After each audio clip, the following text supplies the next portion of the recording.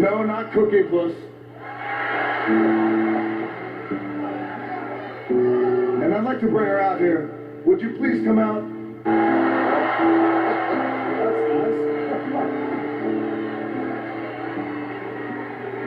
Don't be shy, come on out. I just want to sing a song to you.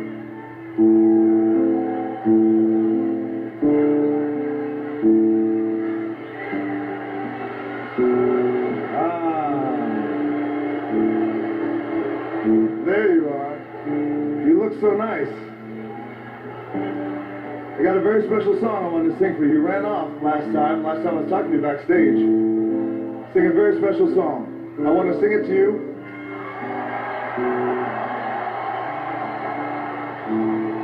And sing it in front of the world.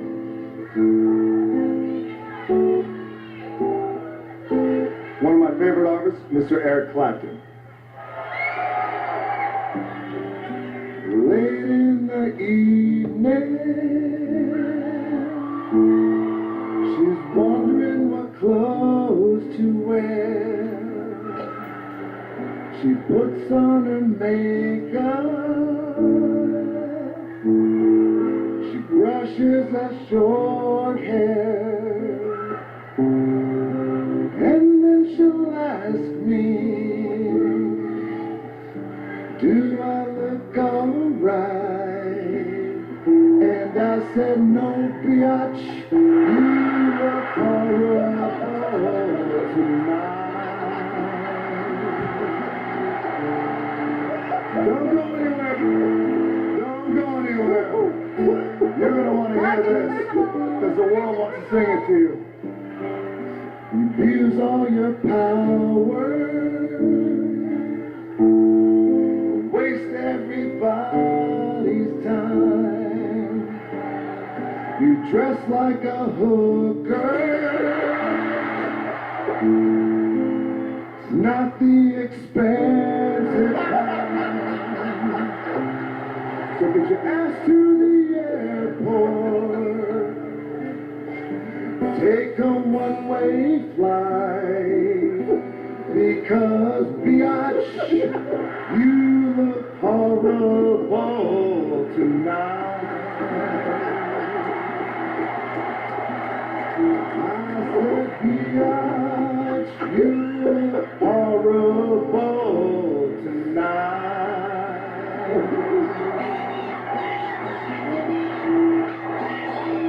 Don't go anywhere, because we want to sing you out. We'll sing you back properly. We said, biatch, you look horrible tonight.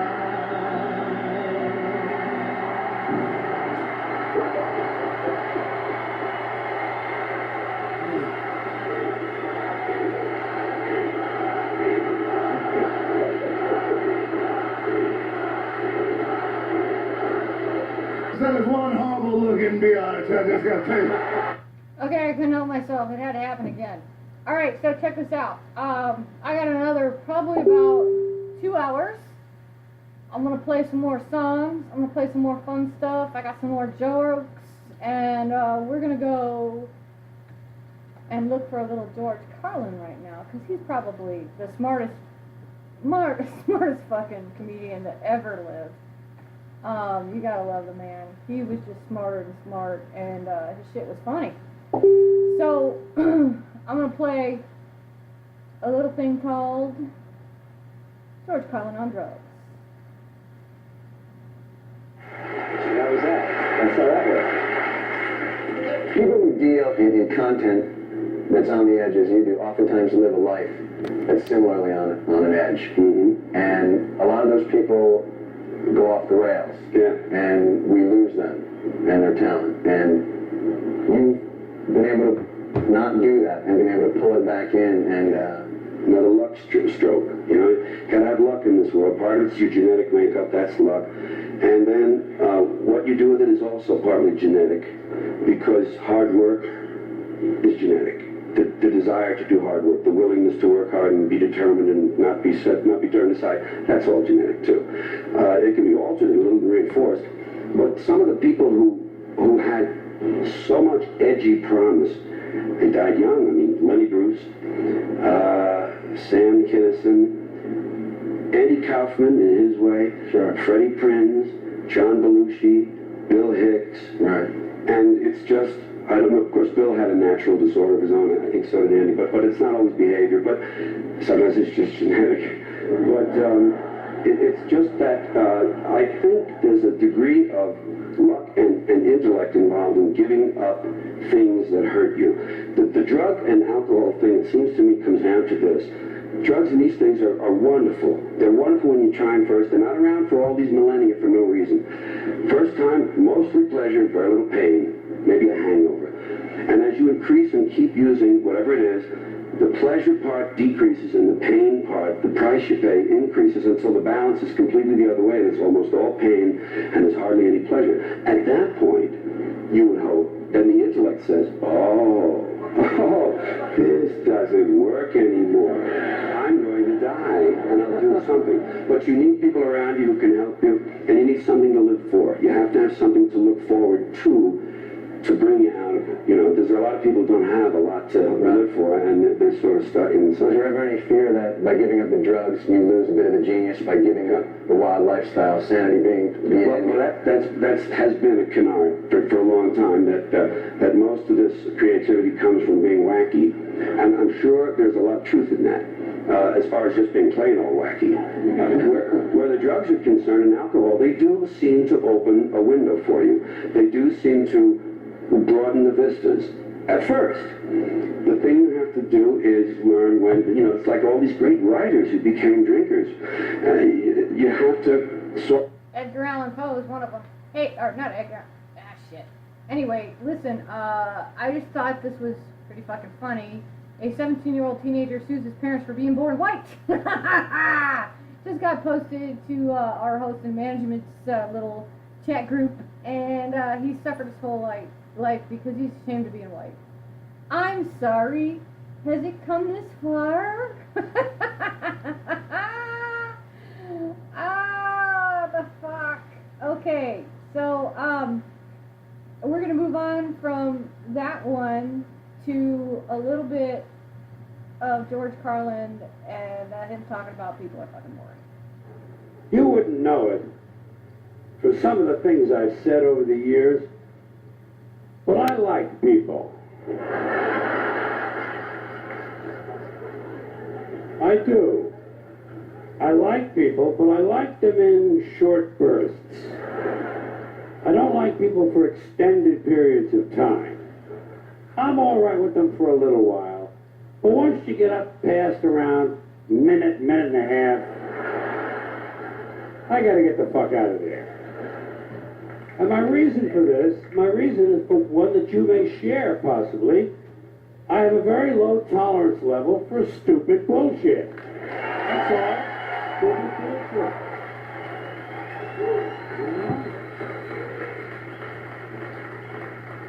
And everyone wants to tell you they're stupid bullshit. And a lot of them don't know when to stop talking. You ever run into that guy? Doesn't know when to stop talking, just continues running at the mouth like verbal diarrhea. Don't know when the conversation's over. Stupid, trivial shit you don't care anything about. Things you're not even remotely interested in. Can I tell you about my mom and dad? Well, my mom and dad went on vacation down to Mammoth Cave, Kentucky. This is about 6 years ago, I think. Seemed like it was about 6 years ago. 6 or 7, possibly 7, could be. Yeah. Somewhere in there, 6, 7, more than 6, less than 7. Let's call it 6.5. So my mom and dad went on vacation in Mammoth Cave, Kentucky, and my dad found a big rock. What he thought was a big rock, turns out it was a dinosaur turd. A petrified dinosaur turd, 27-pounder. You know, now that I think of it, it might have been 8 years ago.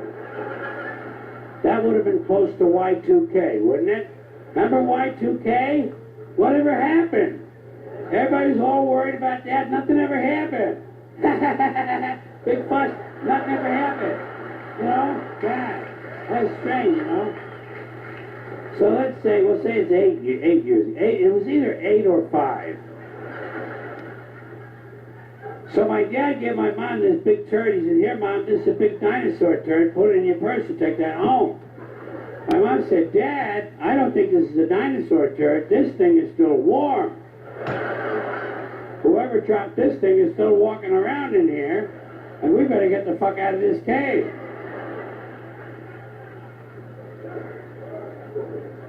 Nine years ago. 9. I know it was 9 because my wife was pregnant with our first boy, Mahmoud ibn El Said Ben Salam. And he's 10 now. Or is he? He's 11. Maybe he's 11. He's either 11 or 5. And while all this is going on, you're searching through your mind for something diplomatic and tactful and graceful that you can say to help end the conversation. And all I can ever come up with is, blow it out your ass! Blow it out your ass! Blow it out your ass! Blow it out your ass! Blow it out your ass! You know? But you can't say that. Good manners don't permit it. You have to find another way, and I go to body language. I try to use my body language to show that the conversation's over. I find myself leaning at a 45-degree angle, trying to indicate the direction I'd like to go, but this person would just shut the fuck up. And then I might even give him a verbal cue. Surgery! Surgery! I'm late for surgery. I'm having my ears sewn shut. You know? Yeah. Same people on the phone. Same people on the phone. Don't know when to hang up. Don't know when the conversation's over. Dumb, trivial shit. Dumb questions. So what are you guys going to do 5 summers from now? We haven't made any plans. Marge wants to go to the beach. The kids kind of like it at the lake, and I want to go to the mountains. Grandma wants to visit her sister in Frog Falls, Arkansas. How about you? You made any plans? It's never too early to make plans. We're going to Norway in 2025. Did you know that up until the 1950s, Norway's economy was based largely on fishing? But now, thanks to the expansion of the world economy, as once again, you're searching through your mind for the right thing to say to help end the conversation. Shut the fuck up comes to mind. How about shut your fucking pie hole might be good. Or if he prefers cake, shut your fucking cake hole. But these things, you don't want to, you can't say those things. And you can't use body language on the phone. Well, you can always amuse yourself, you know.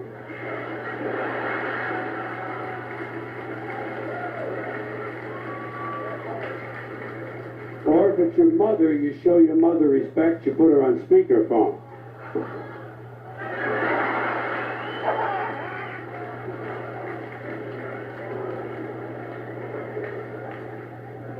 But that doesn't move the conversation along. You have to find another trick, and I go to tone of voice. Do you ever use your tone of voice to try to talk them into a soft landing? You try to coax the person toward the end. Right, good, okay, good. All right then, good, right, okay, good, okay, good. All right. Oh, fuck, there he goes again. You remember my neighbor with the burns on 90% of her body? Well, she burned the other 10% now. She was lighting a fart and her bush caught fire.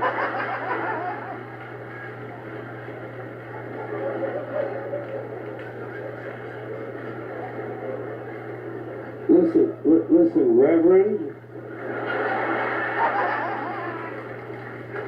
Reverend, I hate to be rude, but I just took a 3.5-hour shit.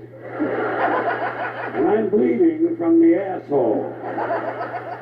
Well, I don't have any mercurochrome. Yes, I'll put a Snoopy Band-Aid on it. Thank you. Yeah, thank you. You do that for me. Yes, say a prayer for my asshole. Thank you very much. You have to resort to these tactics because many people do not understand what a phone call should be or what a phone call is. Ideally, a phone call is the brief exchange of a few vital pieces of information. This is a phone call. Hey, Steve, what time's the circle jerk start tonight? 10 o'clock. Okay, listen, I'm going to be a little bit late. You'll have to start without me. Oh, don't worry, I'll catch up. I'm eating a whole bunch of oysters and watching a horny movie. It's called Tarzan.